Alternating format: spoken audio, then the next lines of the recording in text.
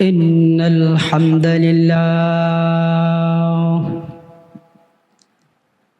الحمد لله نحمده ونستعينه ونستغفره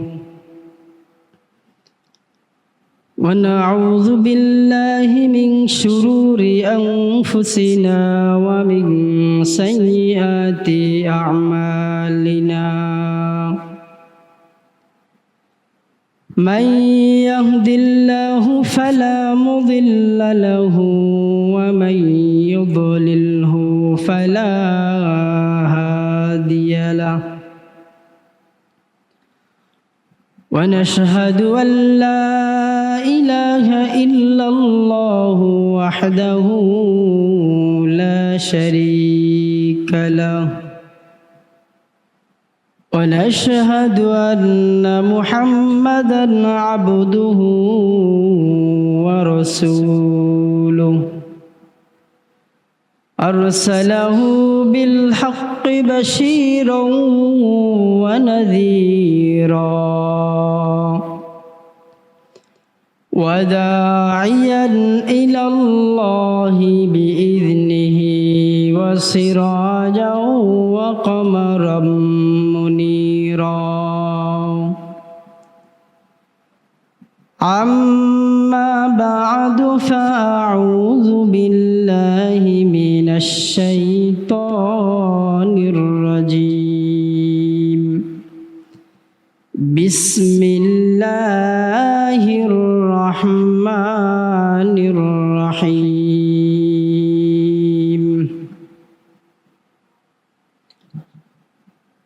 كنتم خير أمة أخرجت للناس تأمرون بالمعروف وتنهون عن المنكر أو كما قال عليه الصلاة والسلام المسلم من سلم المسلمون من لسانه ويده إن الله وملائكته يصلون على النبي يا أيها الذين آمنوا صلوا عليه وسلموا تسليما اللهم صل على سيدنا দুরূদ আমরা জোরে পড়ব আওয়াজ করে পড়ব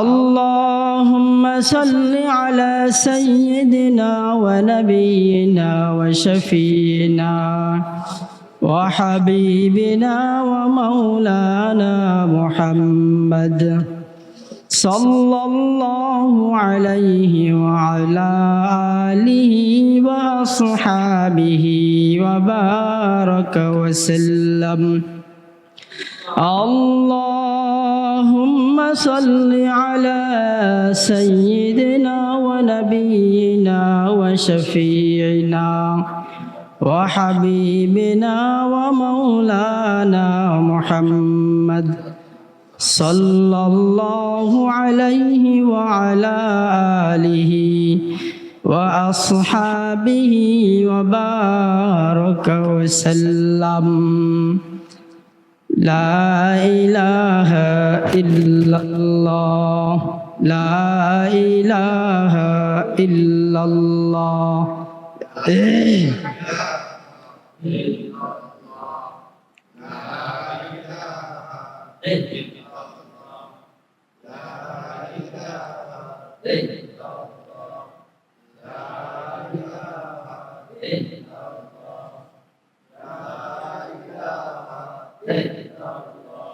لا إله إلا الله محمد رسول الله صلى الله عليه وسلم মুআজ্জাজ মুহতারাম, উপস্থিত মুসল্লিয়ানে কেরাম, আল্লাহ পাকের দরবারে লাখো কোটি শুকর, যেই মহান আল্লাহ পাক রব্বুল আলামিন আল্লাহ সুবহানাহু ওয়া তাআলা আমাদেরকে আজকে জুমার দিনে দুনিয়ার সমস্ত ঝামেলা থেকে ফারেক করে পবিত্র জুমার দিনে জুমার নামাজ আসার জন্য বসার জন্য তৌফিক দান করেছেন। আল্লাহ পাক রব্বুল আলামিনের দরবারে প্রাণ খুলে শুকরিয়া আদায় করি, আলহামদুলিল্লাহ। আল্লাহ রব্বুল আলামিন আমাদের মাঝে দীর্ঘ একটি মাস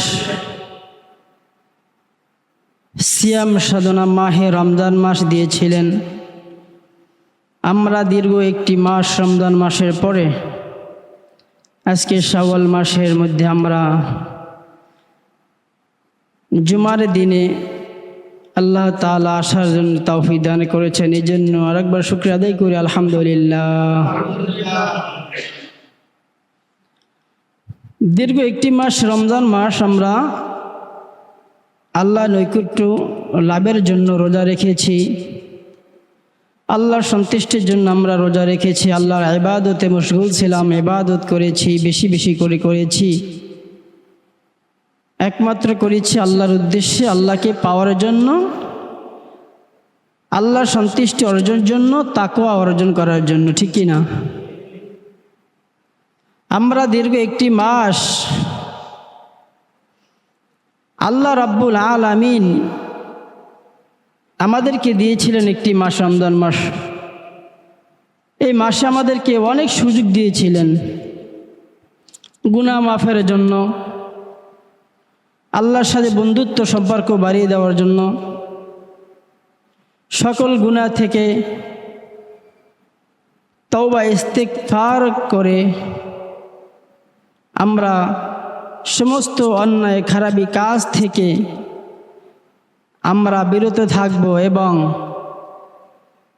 দুনিয়ার সমস্ত অন্যায় থেকে আমরা ফিরে এসে আল্লাহর সন্তুষ্টি অর্জনের জন্য, আল্লাহ নৈকট্য অর্জন করব। এই জন্যই, ঠিক না? এই মাহে রমজান মাস একটি মাস আমাদেরকে দিয়েছিলেন আমাদের ঈমান পাকাপোক্ত করার জন্য। তাই দীর্ঘ একটি মাস আমরা ঈমান পাকাপোক্ত করলাম, ঈমানকে মজবুত করলাম। এখন আর রমজান মাস নেই, মাহে রমজান মাস চলিয়ে গেল। আমাদের ঈমান আমল যা ইবাদত করার আমরা রমজান মাসেই করেছি। 11 মাসের মধ্যে একটি মাস আমরা ইবাদত করেছি, খুব শক্তভাবেই করেছি। একটি বছরের কামাই যা কিছু করার দরকার আমরা মাহে রমজান মাসের একটি মাস আমরা করেছি। কিন্তু মাহে রমজান মাস এখন আমাদের মাঝে নেই। এখন আর আমাদের ঈমান আমলের খবর নেওয়ার, নামাজের, আমলের, ইবাদতের আর কোনো প্রয়োজন নাই। আছে? প্রয়োজন আছে না? আমরা অনেকে ভাবতে পারি আমরা যা কিছু করেছি একটা মাসের মধ্যেই করেছি, আল্লাহকে পাওয়ার, আল্লাহকে পেয়ে গেছি। আমাদের গুনাহ মাফ করে আমরা মাফ করে নিয়েছি। ইবাদত করার কথা ইবাদত করেছি, রোজা রাখার কথা রোজা রেখেছি। কিন্তু এখন আর এই সামনে 11টি মাস আমাদের আর করার কোনো প্রয়োজন নাই। কি আছে কি নাই? দরকার আছে। অতএব মাহে রমজান মাস একটি মাস আমরা আমাদের ঈমানকে কি করেছি? ধার করে নিয়েছি। কি করেছি? ঈমানকে পাকাপোক্ত করে নিয়েছি, ঈমানকে মজবুত করে নিয়েছি। কারণ এই একটি মাসের মধ্যে আমরা ইবাদত করেছি, আমার ঈমানকে মজবুত করে নিয়েছি, আমি পাক্কাপাক্কি ঈমানদার হওয়ার চেষ্টা করেছি। কিন্তু আমার একটি মাসের ঈমানে যে তেজ, যে ধাস, এইটা শুধু এইটার ধারায় আমার ইমানকে মজবুত করেছি, ইমান আরো বৃদ্ধি করে দেব। যেরকম সুবহানাল্লাহ। কারণ এই একটি মাসের মধ্যেই যদি আমরা ইবাদত করতে পেরেছি, কিন্তু বাকি 11টি মাস ওই আমলই কাটিয়ে দেব, তাই নাকি 11টি মাস আরো ইবাদত বাড়াই দিতে হবে? কি বাড়াই দিতে হবে না? অতএব এক একটা সময় সুযোগ আসে যে আমরা ইমানকে মজবুত করব, ইমান আমরা ধার দেব। অতএব একটি মাসে আমরা ইমানকে মজবুত করে নিয়েছি, এখন আরো ইমান বৃদ্ধি করে দিয়ে আমাদের আমলকে বাড়িয়ে দেব এবং আমরা ইবাদত বেশি বেশি করব, ঠিক কি না? নাকি রমজান মাস গেছে নামাজ পড়া দরকার নেই? আছে মানে রমজান মাসে যা করে নিচ্ছে, আর করার কোনো প্রয়োজন নাই, সামনে আরো আমরা বাড়াই দেব। আমার ইমান যখন আরো মজবুত হবে, ইমানের তেজ যখন বেড়ে যাবে, তখন কিন্তু আমার নামাজ, আমল, আখলাক, চরিত্র সবকিছু করতে কিন্তু আরো বেশি ভালো লাগবে, ঠিক কি না? হ্যাঁ, যদি আমি একটা মাস করার পরেই যদি আমি ওই মাস যাওয়ার পরেই ক্ষান্ত হয়ে যাই, নামাজ বাদ দিয়ে দিলাম, তাহলে কোনো ফায়দা হলো? ওই রমজান মাস কাটাইয়া কোনো ফায়দা হলো? কোনো ফায়দা হলো না।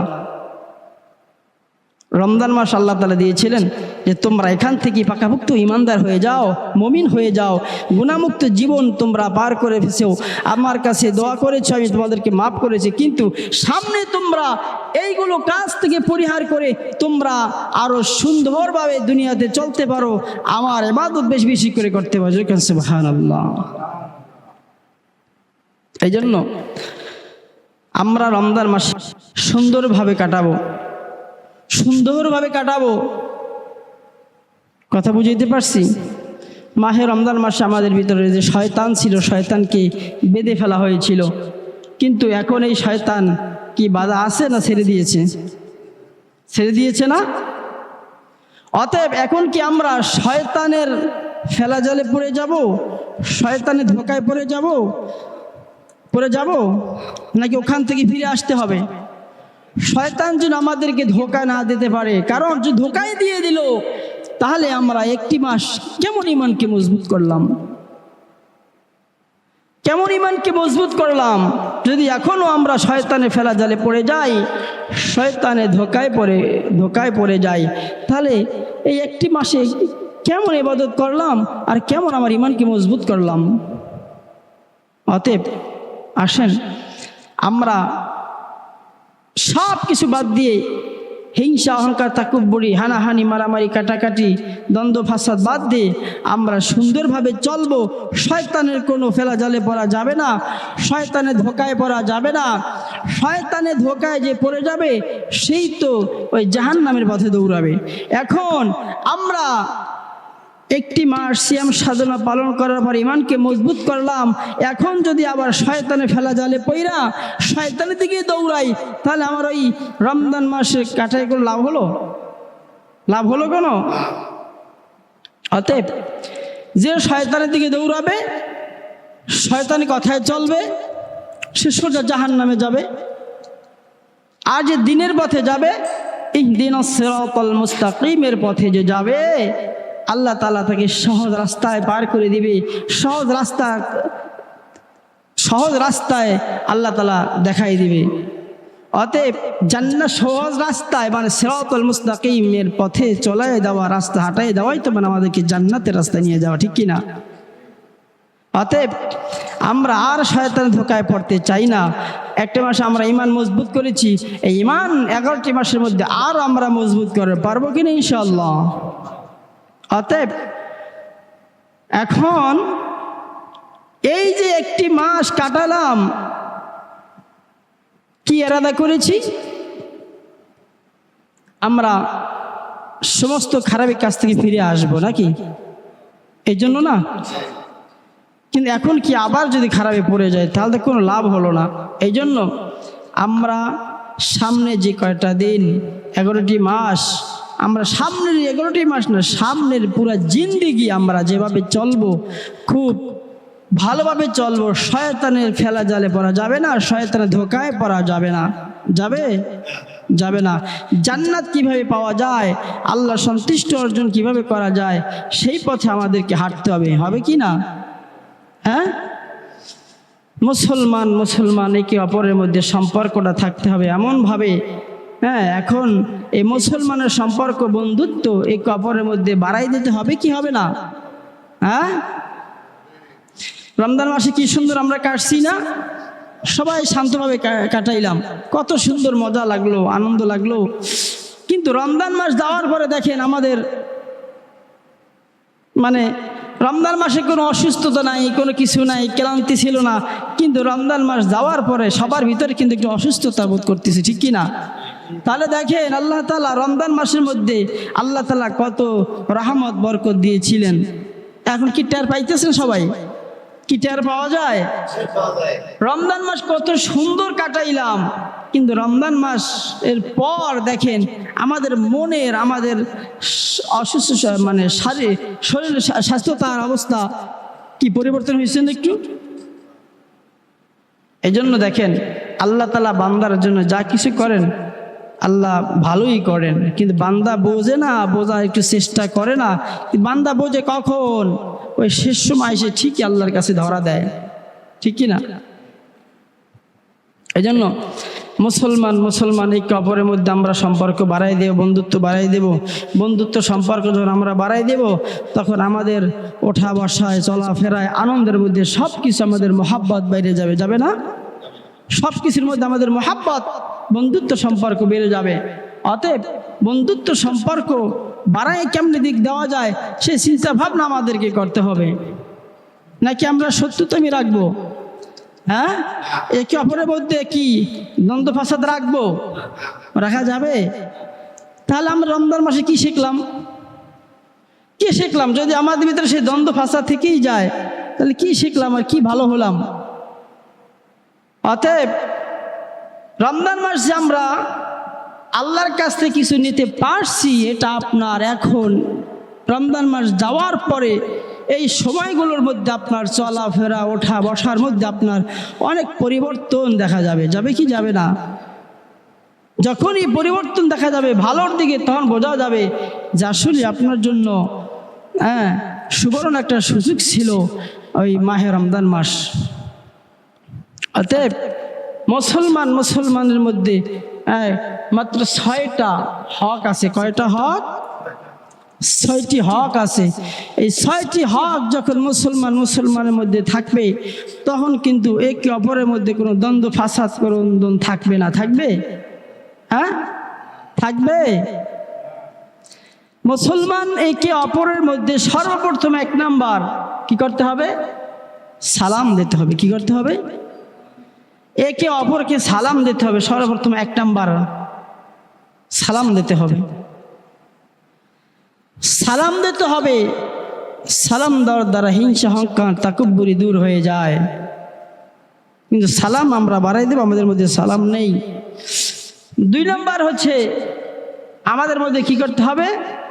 একে অপরের মধ্যে আমরা যখন একে অপরকে দাওয়াত দেই না? দাওয়াত দেই কি দেই না? ওই দাওয়াত গ্রহণ করা। কি করা? একে অপরকে যখন কেউ দাওয়াত দেয়, দাওয়াত গ্রহণ করা। কিন্তু এখন এখানে প্রশ্ন আসতে পারে, দাওয়াত, সবার দাওয়াত কি গ্রহণ করা যাবে? যাবে? কথা বোঝে না মনে হয়। সবার দাওয়াত কি গ্রহণ করা যাবে? সবার দাওয়াত গ্রহণ করা যাবে না। দাওয়াত গ্রহণ করব, কিন্তু হারাম দাওয়াত যেগুলো, হ্যাঁ, যেগুলো দাওয়াতের মধ্যে অন্যায়, অশ্লীল, বেহায়াপনা থাকে, ওই দাওয়াতে আমরা কি করব? পরিহার করব। এবং যদিও না যাই, না গেলেও সমস্যা, এই জন্য ওখান থেকে আমরা অন্য কোনো পন্থা অবলম্বন করব, কেমনে না যাওয়া যায় ওখানে। বুঝতে পারছি? তাহলে মুসলমানের মধ্যে 6টির মধ্যে 2টি। 1 নাম্বার সালাম দেওয়া, 2 নাম্বার দাওয়াত দিলে দাওয়াত গ্রহণ করা। সব দাওয়াত গ্রহণ করা যাবে না। হারাম খোরদের দাওয়াত গ্রহণ করা যাবে? যাবে না। এই জন্য 3 নাম্বার, কোনো মুসলমান অপর মুসলমানের জন্য কল্যাণ কামনা করলে কি করে? কল্যাণ কামনা করে না? একে অপরের মধ্যে কল্যাণ কামনা করা, কি করা? দোয়া করলে একে অপর মানে মুসলমানদের জন্য দোয়া করা। পারবো না দোয়া করতে আমরা? পারবো কি পারবো না? দোয়া করা, এক মুসলমান অপর মুসলমানের জন্য দোয়া করবে, এটা আমাদের ইমানি দায়িত্ব। 4 নম্বর, কোনো মুসলমান যদি হাসি দেয়, কি দেয়? হাসি দেওয়ার পরে যদি মুসলমান ব্যক্তি হাসি দেওয়ার পরে, তখন হাসির পরে আলহামদুলিল্লাহ বলে না? বলে কি বলে না? অপর ব্যক্তি যখন শোনে তখন ইয়ার হামুকাল্লাহ বলে তার জন্য দোয়া করা, ইয়ার হামুকাল্লাহ বলা। বুঝতে পারছি? খেয়াল করবেন, মুসলমানের প্রতি 6টি হক। তাহলে হাসি দেওয়ার পর আলহামদুলিল্লাহ মুসলমান বললে সে মুসলমানের হাসির উত্তর দেওয়া, আলহামদুলিল্লাহ পড়ার পর অপর মুসলমান বলবে ইয়ার হামুকাল্লাহ। পারবো না ইনশাল্লাহ? 5 নাম্বার, কোনো ব্যক্তি অসুস্থ হলে, কোনো ব্যক্তি অসুস্থ হলে তাকে দেখতে যাওয়া, কি যাওয়া? কোনো ব্যক্তি অসুস্থ হলে তাকে দেখতে যাওয়া, তার একটু সেবা যত্ন করা, কি করা? সেবা যত্ন করা। অসুস্থ ব্যক্তির কাছে যদি কোনো মানুষ যায়, যাওয়ার পরে যদি একটু সেবা যত্ন করে, সে অসুস্থ ব্যক্তি কিন্তু একটু খুশি থাকে, কি থাকে না? থাকে না? দেখবেন মানুষ যখন বিছানায় পড়ে যায়, আত্মীয় স্বজন যখন দেখতে যায়, সে একটু স্বস্তি থাকে না? একটু আনন্দ পায় কি পায় না? পায়। অতএব কোন অসুস্থ ব্যক্তিকে দেখতে যাওয়া এবং তার জন্য দোয়া করা।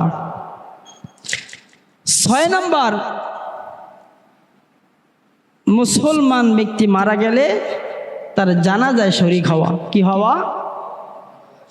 মুসলমান ব্যক্তি মারা গেলে তার জানাজায় শরীক হওয়া। পারবো কি না?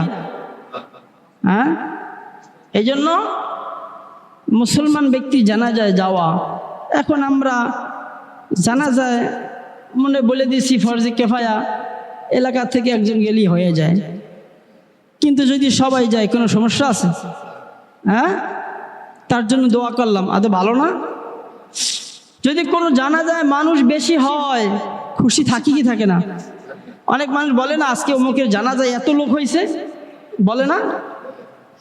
আচ্ছা, আর ওই জানাজার মধ্যে যদি সমস্ত মানুষই, অধিকাংশ মানুষ যদি আলেম ওলামা হাফেজ থাকে, তাহলে আরো খুশি না? হ্যাঁ, বলা যায় কার দোয়া কবুল হয়। এজন্য মুসলমান, ওই যে বললাম 6টি হকের মধ্যে কিন্তু একটি হক মুসলমানের জানাজায় শরীক হওয়া। তাহলে 1 নম্বর সালাম দেওয়া, 2 নম্বর দাওয়াত দিলে দাওয়াত গ্রহণ করা, 3 নম্বর কল্যাণ কামনা করা, 4 নম্বর হাসি দিলে হাসির উত্তর দিয়ে রাহমাকাল্লাহ আলহামদুলিল্লাহ বলা পরে আর রাহমাকাল্লাহ বলা। 5 নম্বরে কি করা? অসুস্থ ব্যক্তিকে দেখতে যাওয়া, এবং 6 নম্বরে মুসলমান ব্যক্তির জানাজায় শরীক হওয়া। এটা হচ্ছে মুসলমানের দায়িত্ব। একজন মুসলমান আর এক মুসলমানের উপরে 6টি হক, একটা হক আছে না? এই হক 6টি হক, এটা আমাদেরকে এই 6টি হক পালন করতে হবে। এই জন্য মুসলমানের মধ্যে একে অপরের মধ্যে দ্বন্দ্ব ফাসাদ থাকতে পারে না। পারে? মুসলমান তো থাকবে বন্ধুত্ব সম্পর্ক, একমাত্র কার জন্য? আল্লাহর জন্য। মুসলমান এক মুসলমানকে ভালোবাসবে আল্লাহর জন্য, এক মুসলমান আর এক মুসলমানকে বন্ধুত্ব সম্পর্ক ছিন্ন করবে কার জন্য? আল্লাহর জন্য। কার জন্য? কার জন্য? আল্লাহর হাবিব বিশ্ব নবী জনাবে মুহাম্মদুর রাসূলুল্লাহ সাল্লাল্লাহু আলাইহি ওয়াসাল্লামের হাদিস থেকে পাওয়া যায়, এক মুসলমান, খাঁটি মুসলমান ওই ব্যক্তি, এক মুসলমানের হাত থেকে অপর মুসলমান নিরাপদ থাকে। কি থাকে? নিরাপদ থাকে। হাত মুখ থেকে কি করে? অশ্লীল কাজ থেকে কি করে? নিরাপদ থাকে। এক মুসলমান ব্যক্তি থেকে আরেক মুসলমান ব্যক্তি কি থাকে? নিরাপদ থাকে। এখন আপনি মুসলমান আর এক মুসলমানকে মাইর একেবারে শেষ করছেন, তাহলে কি হবে? তাহলে হবে? হবে না। অতএব মারামারি কাটাকাটি করা যাবে না, ইসলাম এগুলো নাই। আছে মারামারি কাটাকাটি ইসলামের মধ্যে নাই। অতএব মারামারি, অন্যায়, অত্যাচার, জুলুম, নির্যাতন এগুলো ইসলামের মধ্যে নাই। আছে? নাই। এই জন্য আল্লাহ পাক রব্বুল আলামিনের কাছে দোয়া করব, আমরা দীর্ঘ একটি মাসের পর আমরা আমাদের ইমানি শক্তি আরও বৃদ্ধি কেমনে করা যায়, আমাদের ইমান আমল আরও কেমনে মজবুত করা যায়, এই দোয়া করা, চিন্তা ভাবনা করা, আমল বাড়িয়ে দেওয়া। এবং আমরা আগে নামাজ পড়তে পারি না, মাহে রমজান মাসে নামাজ পড়েছি, আমরা সামনে এখন আর নামাজ ছাড়বো না। আমরা গুনাহ করেছি আর গুনাহ করব না, অন্যায় করেছি অন্যায় করব না, জুলুম করেছি জুলুম করব না, পারবো না ইনশাল্লাহ। আল্লাহ তাআলা আমাদের সবাইকে দ্বীনের সহি বুঝ দান করুক। ওয়া আখির দাওয়ানা আনিল হামদুলিল্লাহি রাব্বিল আলামিন।